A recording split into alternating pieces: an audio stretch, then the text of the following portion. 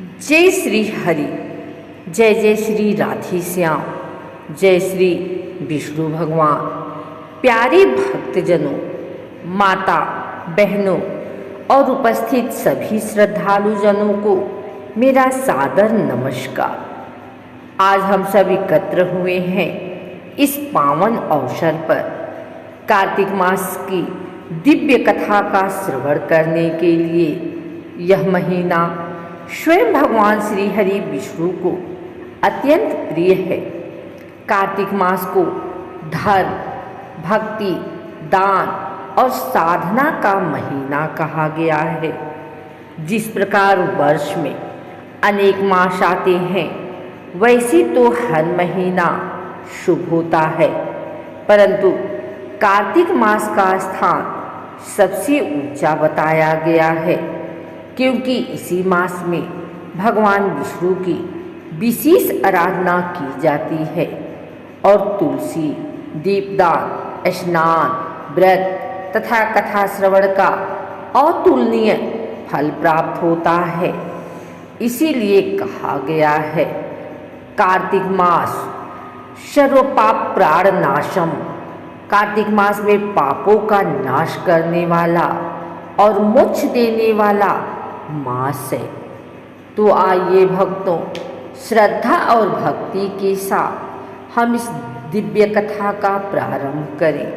मन, वचन और कर्म से भगवान श्री हरि का स्मरण करें और कहें, हरि नाम संकीर्तन की जय, कार्तिक महात्म्य की जय।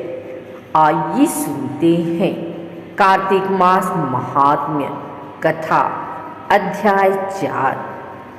नारद जी ने कहा, ऐसा कहकर भगवान विष्णु मछली का रूप धारण करके आकाश से जल में गिरे। उस समय विंध्याचल पर्वत पर तप कर रहे महर्षि कश्यप अपनी अंजलि में जल लेकर खड़े थे। भगवान उनकी अंजलि में जा गिरे।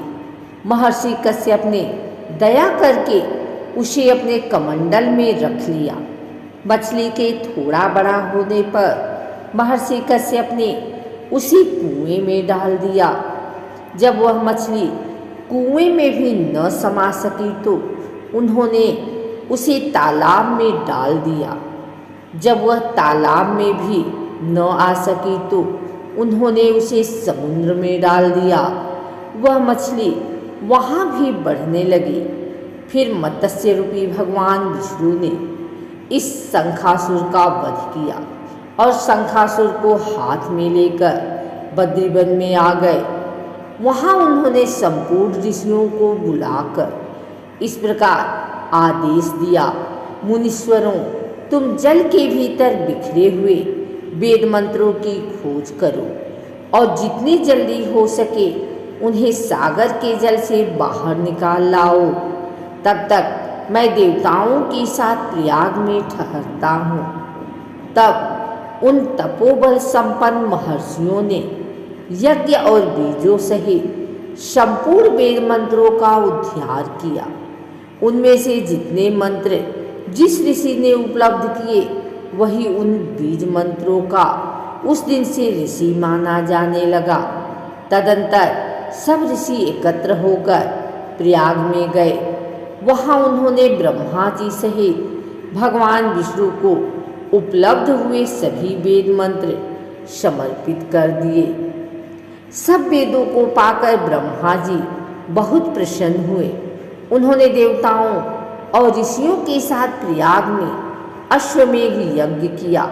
यज्ञ समाप्त होने पर सब देवताओं ने भगवान से निवेदन किया, देवाधिदेव जगन्नाथ, इस स्थान पर ब्रह्मा जी ने खोए हुए वेदों को पुनः प्राप्त किया है और हमने भी यहाँ आपके प्रसाद से यज्ञ भाग पाए हैं। अतः यह स्थान पृथ्वी पर सबसे श्रेष्ठ पुण्य की वृद्धि करने वाला एवं भोग तथा मोक्ष प्रदान करने वाला हो।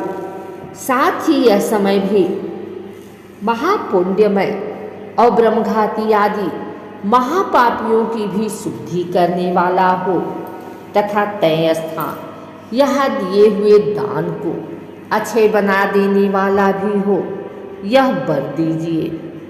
भगवान विष्णु बोले, देवताओं, तुमने जो कुछ कहा है वह मुझे स्वीकार है।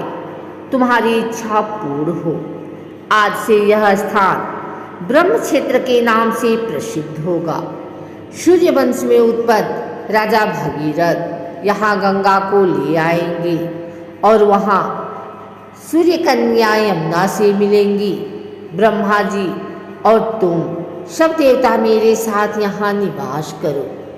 आज से यह तीर्थराज के नाम से विख्यात होगा। तीर्थराज के दर्शन से तत्काल सब पाप नष्ट हो जाएंगे। जब सूर्य मकर राशि में स्थित होंगे उस समय यहाँ स्नान करने वाले मनुष्यों के सब पापों का यह तीर्थ नाश करेगा। यह काल भी मनुष्यों के लिए सदा महान पुण्य फल देने वाला होगा। माघ में सूर्य के मकर राशि में स्थित होने पर यहाँ स्नान करने से शालुक्य आदि फल प्राप्त होंगे। देवाधिदेव भगवान विष्णु देवताओं से ऐसा कहकर ब्रह्मा जी के साथ वहीं अंतर ध्यान हो गए। तत्पश्चात इंद्र आदि देवता भी अपने अंश से प्रयाग में रहते हुए वहाँ से अंतर ध्यान हो गए। जो मनुष्य कार्तिक में तुलसी जी की जड़ के समीप श्रीहरि का पूजन करता है वह इस लोक में संपूर्ण भोगों का उपयोग करके अंत में वैकुंठ धाम को जाता है। बोलो विष्णु भगवान की जय।